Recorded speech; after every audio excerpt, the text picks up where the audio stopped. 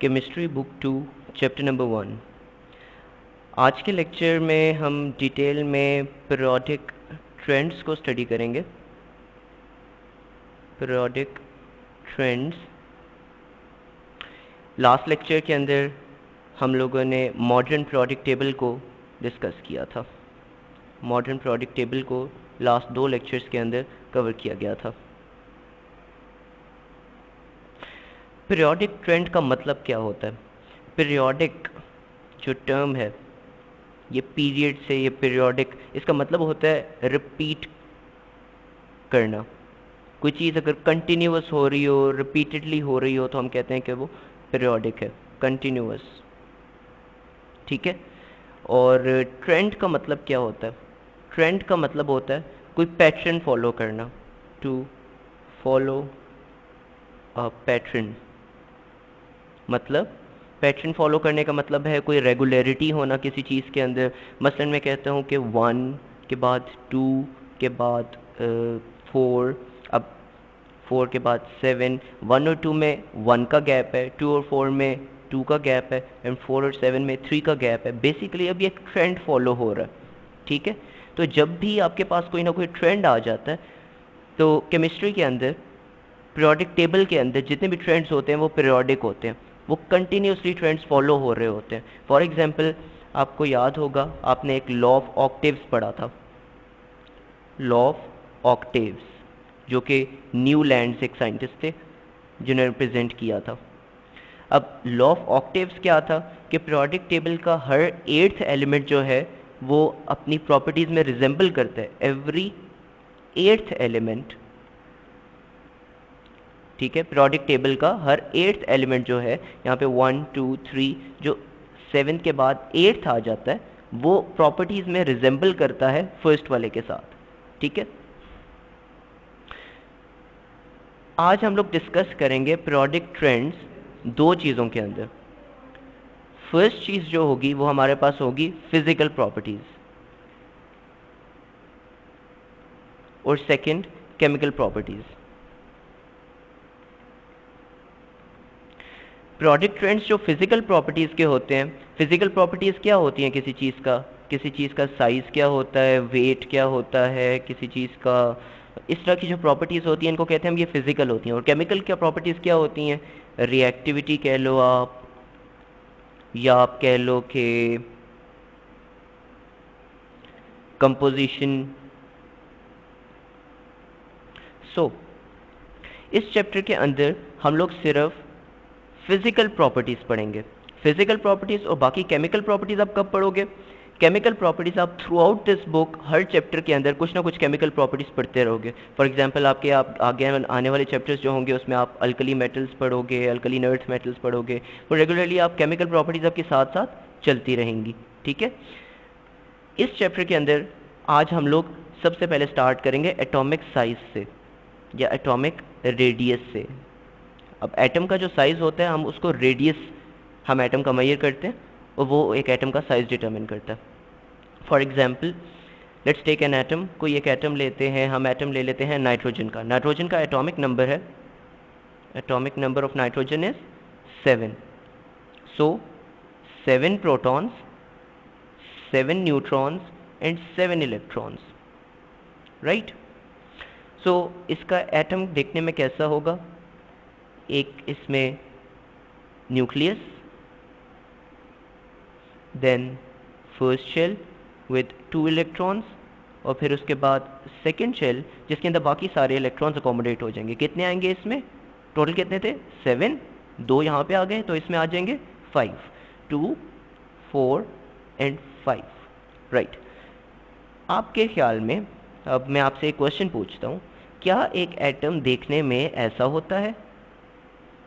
Let's say आप, technology अब इतनी लेट से एडवांस हो गई है, आप अगर एक एटम को किसी मशीन के थ्रू देखते हो तो क्या आपको वो ऐसा दिखाई देगा? No. Answer is no. Answer yes, जो एटम होता है वो ऐसा हरगिज़ नहीं होता। अब इस बात का क्या मतलब हुआ? जो तो आप अभी तक पढ़ रहे थे वो सब क्या गलत था? नॉट एग्जैक्टली, बस किसी हद तक वो गलत था। एक एटम जो होता है, आप अभी तक पढ़ चुके हो, एस पी, डी और एफ सब शेल्स के बारे में आप लोग पढ़ चुके हो, ऑर्बिटल्स के बारे में आप पढ़ चुके हो। इनकी शेप्स कैसी होती हैं? इनकी शेप्स एस शेल की यूँ होती है, एंड देन पी की आपके पास P X, P Y, P Z, and then आपके पास जो बाकी डी होते हैं, डी आपके पास बहुत सी डिफरेंट शेप से कॉन्स्टिट्यूट होता है। और फिर आपके पास जो एफ शेल्स होते हैं वो आपके पास और भी ज़्यादा कॉम्प्लिकेटेड शेप्स होती हैं, लाइक आपका एक एफ सब शेल यूँ होता है। अब एक एटम कभी भी अपनी स्टैटिक पोजीशन में यूं नहीं होगा। इन इलेक्ट्रॉन्स को यहाँ पे शो करने का मतलब ये है कि ये इलेक्ट्रॉन्स अभी इस पोजीशन में हैं। एक एटम के गिर्द जो इलेक्ट्रॉन्स रिवॉल्व कर रहे होते हैं वो close to the speed of light speeds के साथ वो रिवॉल्व कर रहे होते हैं, जिस बात का मतलब ये हुआ कि एटम को आप देखते हुए कभी भी ऐसे नहीं देख सकते। ये जो दो इलेक्ट्रॉन्स हैं, दीज टू, ये दो इलेक्ट्रॉन्स जो हैं ये 1s से बिलोंग करते हैं, ठीक है। और 1s की शेप कैसी होती है? ऐसी। जो नेक्स्ट टू होंगे वो 2s से बिलोंग करेंगे, और 2s थोड़ा इस तरह का होता है देखने में। This was 1s, this is 2s, and then उससे जो नेक्स्ट दो इलेक्ट्रॉन्स होंगे वो 2px के अंदर जाएंगे, और 2px देखने में कैसा होता है? Like this. एंड देन उससे जो नेक्स्ट टू इलेक्ट्रॉन्स होंगे वो 2py में चले जाएंगे, जो देखने में ऐसा होगा। और उससे नेक्स्ट एक इलेक्ट्रॉन 2pz के अंदर चला जाएगा, ठीक। तो यूं आपके टोटल 7 इलेक्ट्रॉन्स कंप्लीट हो जाएंगे। एम आई राइट? नहीं, यूं तो टोटल 9 हो जाएंगे, 2, 4, 6, 8 एंड 1 9। तो इस बात का मतलब ये हुआ कि 2pz के अंदर कोई इलेक्ट्रॉन नहीं जाएगा, बल्कि 2py के अंदर हम कह देते हैं कि एक इलेक्ट्रॉन चला जाएगा, राइट। सो आपके पास टोटल आ गए 7 इलेक्ट्रॉन्स, और हम बात कर रहे हैं नाइट्रोजन के एटम की। अब जब शेप्स शेल्स की यूं होंगी तो आपके ख्याल में एटम क्या देखने में यूं होगा? नो। आपके एटम का जो आउटर मोस्ट बाउंड्री होती है वो कोई वेल डिफाइंड नहीं होती। आपके एटम की, लेट्स से मैं एक सर्कल ड्रॉ कर रहा हूँ, एक एटम देखने में बाहर से ऐसा नहीं होता, बल्कि वो कुछ, आप शायद फर्स्ट टाइम इस तरह की कोई शेप देख रहे होगे, वो कुछ इस टाइप की चीज़ होती है। आप उसमें एग्जैक्टली नहीं बता सकते कि वो कौन सा उसका वैलेंस शेल किस पोजीशन में होगा एक्यूरेटली। सो हम एटम के साइज को अब कैसे डिटरमिन करते हैं? हम ये कहते हैं कि जो आउटर मोस्ट इलेक्ट्रॉन होता है एक एटम का, जो आउटर मोस्ट आपकी एक बाउंड्री, लाइक ये एक बाउंड्री बन रही है जिसके अंदर आप इनक्लोज कर रहे हो इस पूरे एटम को, इसको आप डिफाइन करोगे वैन डर वाल्स रेडियस। अब ये वैन डर वाल्स रेडियस कहाँ से आ गया? एक्चुअली आपके 3 किस्म के रेडियस होते हैं जब भी आप एक एटम की बात करते हो। एक होता है आपका वैन डर वाल्स रेडियस, दूसरा होता है आपका आयनिक रेडियस, और तीसरा आप बात करते हो कोवेलेंट रेडियस की।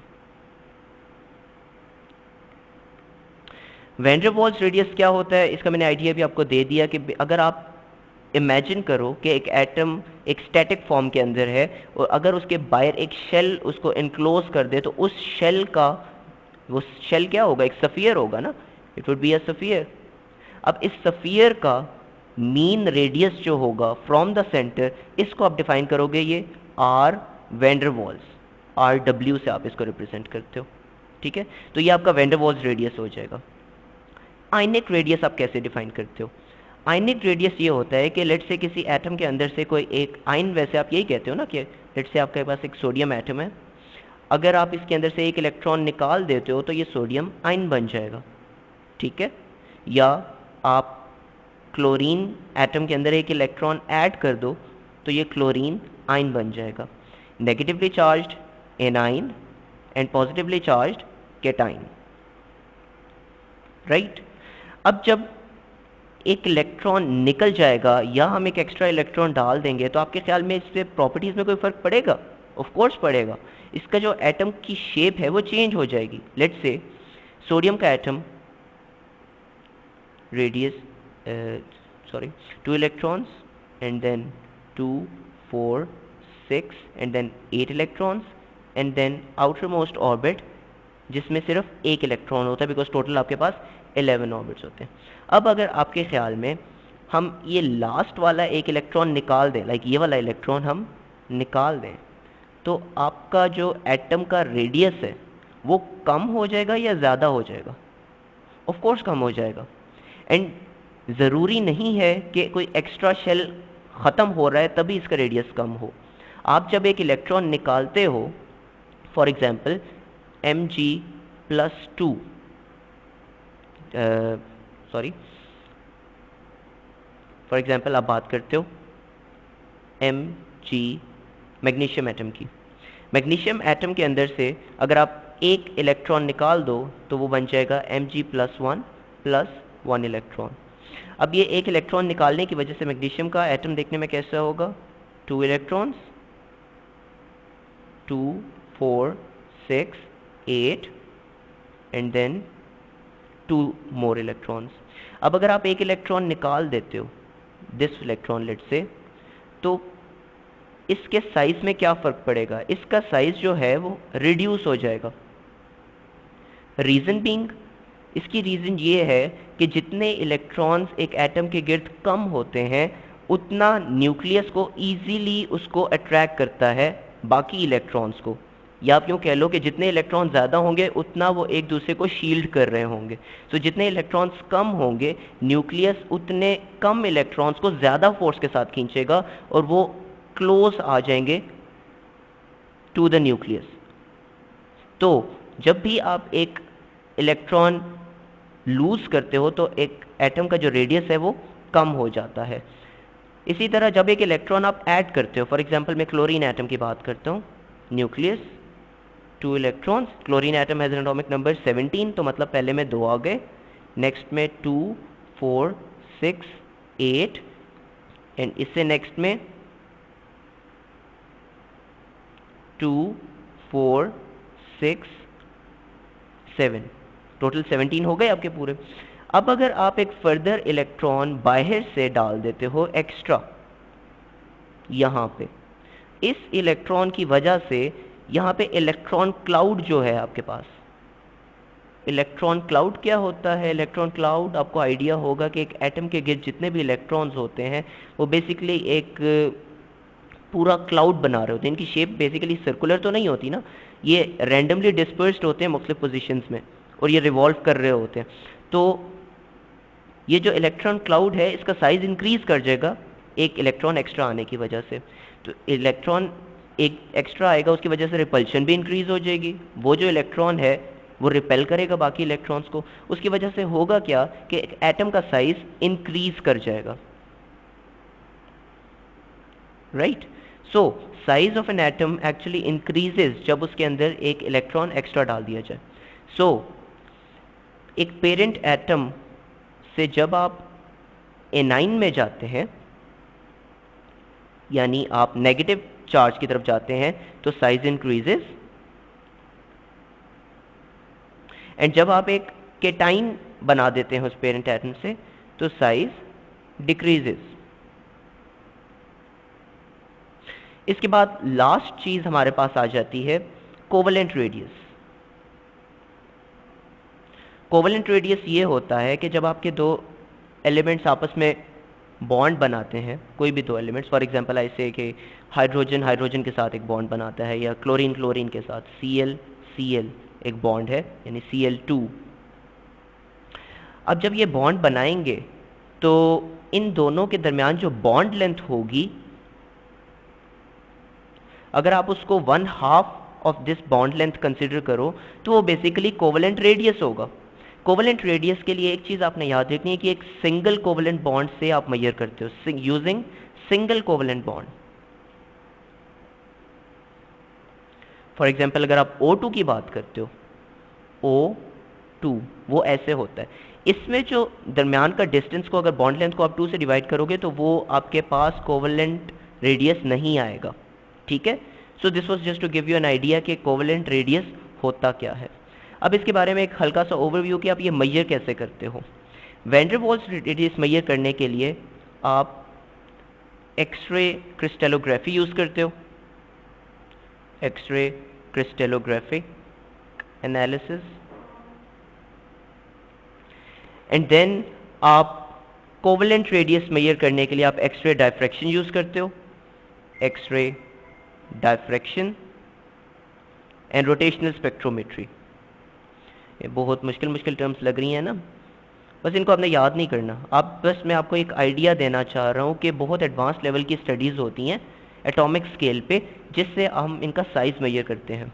और एक इंटरेस्टिंग इन्फॉर्मेशन यहाँ पे ये कि अभी तक इस पे रिसर्चेस हो रही हैं, रिसर्च इज स्टिल ऑन, कि हम एग्जैक्ट एटम का रेडियस मेजर कर सकें। ठीक है, exact ionic radius, exact covalent radius, because in different techniques से हमारे पास डिफरेंट रिजल्ट्स आते हैं। ठीक है, फॉर एग्जाम्पल आप कहते हो कि आपके पास एक सोडियम एटम है, सोडियम एटम का वैंडरवाल्स रेडियस होगा, ऑफ कोर्स बिकॉज यहाँ पे एटॉमिक स्केल पे बात करें, इसका वैंडरवाल्स रेडियस होगा 1.57 angstroms. Do you know what is an angstrom? Angstrom जो होता है basically 1 angstrom is equal to 10 to power minus 10 meters. So it is 1.57 multiplied by 10 to power minus 1 in meters. ठीक है, और जब आप एक इलेक्ट्रॉन निकाल देते हो सोडियम के अंदर से तो वो एक केटाइन बन जाता है, और इसका रेडियस कितना होता है? एक केटाइन का रेडियस होता है 0.95 आंगस्ट्रॉम्स। लाइक आई टोल्ड यू कि इसका रेडियस डिक्रीज हो जाएगा। इसी तरह आपके पास अगर एक फ्लोरीन एटम है, इसका रेडियस होता है आपके पास नॉर्मली 0.72 आंगस्ट्रॉम्स, और एक एनाइन का रेडियस, इसके अंदर एक एक्स्ट्रा इलेक्ट्रॉन डालने की वजह से ये ऑलमोस्ट डबल हो जाता है। ठीक है, so these are very important result. सिर्फ एक इलेक्ट्रॉन की वजह से एटम का रेडियस डबल हो जाता है, यानी अगर देखने में एटम पहले इतना था तो बाद में वो ऑलमोस्ट इतना बड़ा हो जाएगा, सिर्फ एक इलेक्ट्रॉन एक्स्ट्रा डालने की वजह से। ठीक है, इसके बाद ये मैं आपको कुछ ट्रेंड्स दिखाता हूँ। ये देखें, प्रोडक्ट टेबल में आप जब लेफ्ट से राइट साइड पे आते हो तो बेसिकली हो क्या रहा होता है? एक एटॉमिक नंबर इंक्रीज कर रहा होता है ना। बोरॉन का एटॉमिक नंबर 5, कार्बन का 6, nitrogen 7, oxygen 8, atomic number increase कर रहा है ना। इसका मतलब है न्यूक्लियस के अंदर एक एक्स्ट्रा प्रोटॉन आता जा रहा है। एक एक्स्ट्रा प्रोटॉन की वजह से होता यह है कि न्यूक्लियर चार्ज इंक्रीज कर जाता है, न्यूक्लियर चार्ज इंक्रीजेस। अब जब न्यूक्लियस का चार्ज इंक्रीज कर जाएगा तो उससे होता यह है कि न्यूक्लियस ज्यादा फोर्स के साथ, मोर फोर्स ऑन इलेक्ट्रॉन्स, तो इससे होगा क्या कि एटम का साइज रिड्यूस होता जाएगा। आप देख लो हर शेल के अंदर आपका साइज रिड्यूस हो रहा है। लेफ्ट साइड पे जो भी एलिमेंट है उसका साइज ज्यादा है, और फिर राइट साइड पे आप जूं जूं आगे आते जा रहे हो तो आपके साइज कम होते जा रहे हैं। ठीक है, और ये जो पूरा प्रोसेस है ये बहुत सिग्निफिकेंट होता है। नॉर्मली ये तो मैंने नॉर्मल एलिमेंट्स आपको शो किया है ना, ये 1s है, ये 2s है, and then 1a, 2a and then 3a up till 8a, right. तो ये तो नॉर्मल एलिमेंट्स हैं। जो आपके लेंथेनाइड्स होते हैं ना, लेंथेनाइड्स और एक्टिनाइड्स, चूंकि वो बहुत ही लंबे लंबे ग्रुप्स होते हैं तो उनके अंदर ये प्रोसेस बहुत सिग्निफिकेंट होता है। इस प्रोसेस को हम कहते हैं फिर लेंथेनाइड्स कंट्रैक्शन। ठीक है, आप टॉप से बॉटम पे अगर गौर करो, आप ऊपर से जब नीचे आ रहे हो तो आपकी क्या चीज़ बढ़ या कम हो रही है? आप जब ऊपर से नीचे आ रहे हो तो आपका साइज बड़ा होता जा रहा है। इसकी रीज़न बेसिकली प्रोडक्ट टेबल का हर पीरियड आपको एक नए शेल की तरफ लेके जा रहा होता है। हर पीरियड में, लाइक आप नियॉन से जब सोडियम पे जंप करते हो तो आप 2, आपका जो शेल है ना वो ख़त्म हो जाता है, फिर आप यहाँ पे 3s में आ जाते हो। सिमिलरली जब आप आर्गॉन से पोटेशियम पे आते हो तो आपके पास यहाँ पे आप डायरेक्ट जंप कर जाते हो। Argon atomic number is 18, potassium is 19, और आर्गॉन का आउटर मोस्ट शेल जो होता है वो होता है 2, 3p, और आप पोटेशियम पे जब आते हो तो बेसिकली आप 4s में आ जाते हो। ठीक है, तो बेसिकली 4s, 5s, 6s, यहाँ पे एक एक्स्ट्रा शेल ऐड हो रहा होता है। उस एक्स्ट्रा शेल की एडिशन की वजह से टॉप से बॉटम आप जब भी आते हो आपका साइज इंक्रीज करता है। Top to bottom increase in radius because of extra shell.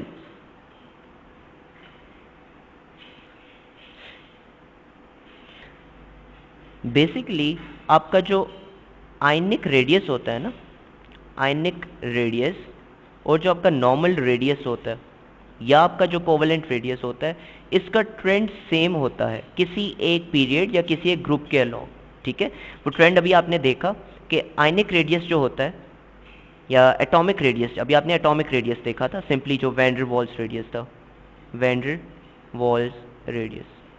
ये मैं आपको बता दूं इसको वैन डर वाल्स रेडियस क्यों कहते हैं। Van der Waals was a scientist जिसने ये रेडियस फर्स्ट टाइम मेजर किया था, ठीक है। कैसे मेजर किया था उन डिटेल्स में हम अभी नहीं जाएंगे।